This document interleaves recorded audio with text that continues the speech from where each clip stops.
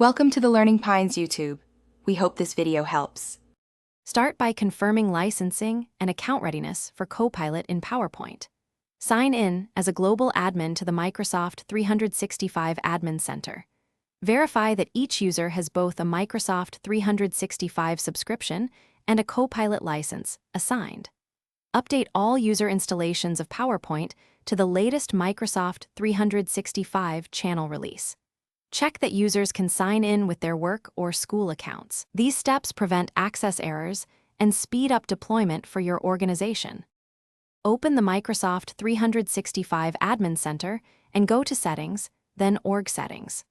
Locate the Microsoft 365 Copilot option and turn it on for your tenant. Configure any data access or privacy controls required for your organization.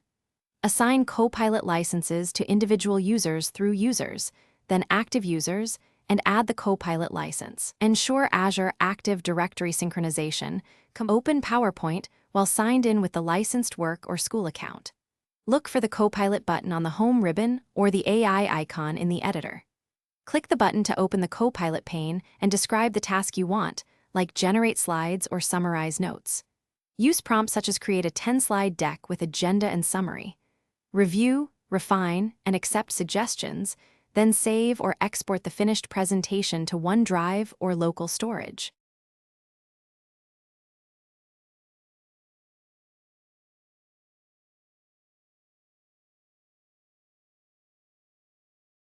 Thanks for watching. Consider subscribing if we helped you.